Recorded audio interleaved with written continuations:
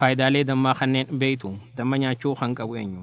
Dammi kanniisaan daraaraa mukkeen garaagaraa irraa kan hojjetamuu fi dhangala'aa bifa warqii fakkaatu qabudha. Dammi kan kanniisaan oomishamuuf sababii ijoon wayitii gannaatti nyaata akka isaaniif ta'uuf yoo ta'u, gagaa dammaa keessa ol kaachuuf oomishatu. Dammi Itoophiyaa dabalatee biyyoota garaagaraattis qorichummaa akka qabu amanama. Keessattuu tibba qorraattii damma nyaachuun qaamni namaa ho'aa akka oomishu gargaaruun qorra irraa ittisuuf gargaara yoo jedhamu dhaga'ama. Biyya Giriikitti ammoo dammi akka nyaata waaqoleetti kan ibsamu yoo ta'u, Chaayinaatti ammoo qorichummaan beekama. Qabiyyeen dammaa maal fakkaata? Qabiyyeen dammaa uumama jechuunis kan maashiniin hin qophoonne wantoota barbaachisoo akka amiinoo asiidii, vaayitaamin, mineraala, antiioksidaantii fi sukkaara hammata. Akkasumas dammi qabiyyee firuktoosii olaanaa waan qabuuf sukkaara caalaa dhama mi'aawaa qaba.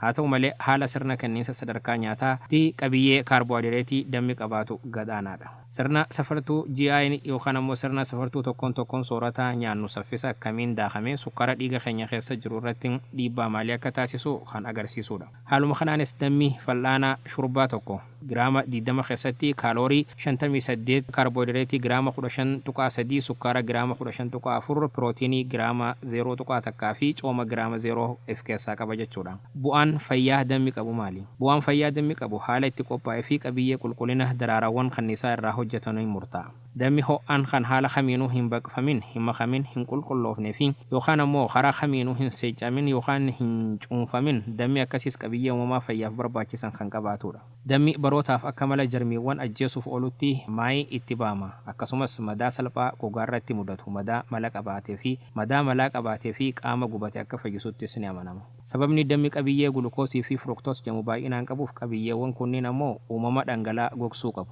Kanaafuu dammi dhangala'aa madaa irraa gogsuuf dandeettii kan qabu yoo ta'u, kanas kan taasisu karaa guddina baakteeriyaa fi fangaasii qaama miidhame irratti argamanii dhorkuutiin.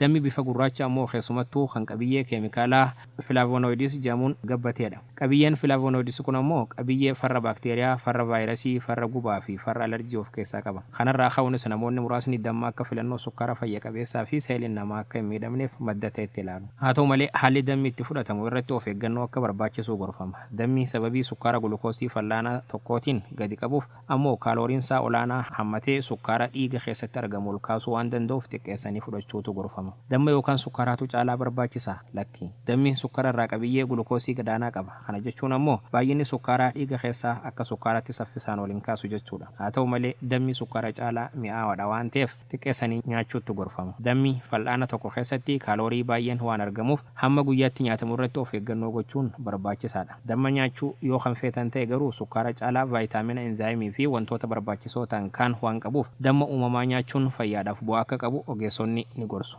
Dammi hundaaf ni ta'a kan jedhu dammi haaluma gorfamuutiin yoo fudhatame akka nyaatawwan sukkaaraa irraa bilisaa ta'anitti fudhatama. Fayyaa namoota gurguddaa hedduuf bu'aa qabeessa yoo ta'u garuu hanga isaaniif barbaachisu baruu qabaatu. Ta'u immoo namoota dhibeen sukkaaraa qabaatan yookaan ammoo namoonni qabiyyee sukkaaraa dhiiga isaanii keessatti argamu sirreessuuf yaalan damma fudhachuu hin gorfamu. Sababni isaa sukkaaras ta'e dammi baay'ina sukkaaraa dhiiga keessaa ni baay'isa. Kana malees daa'imman waggaa tokkoo gadi damma uumamaa nyaachuu hin qaban. Sababni isaas dhukkuba sirna narvii qaamaa irraan miidhaa dhaqqabsiisuu fi summaa'uu nyaataatiif isaan saaxiluu danda'a. Akkasumas dammi namoota hundaaf ta'uu dhiisuu mala. Keessattuu namoota bu'aalee beeyladaa hin sooranneef dammi filatamaa miti. Kunis damma oomishuun kanniisota hojii cimaa hojjechuun tibba gannaatti lubbuu isaanii ittiin tursiifachuuf oomishaniin waan wal qabatuuf namoota oomishaalee beeyladaa hin sooranne biratti akka bu'aa beeyladaatti ilaalama. Egaa asirraa waan bal'aa hubachuu ni dandeessan. Chaanaalii keenya sabiskiraayib, sheer, laayikii godhuudhaan odeeffannoo garaagaraa irraa argadhaa.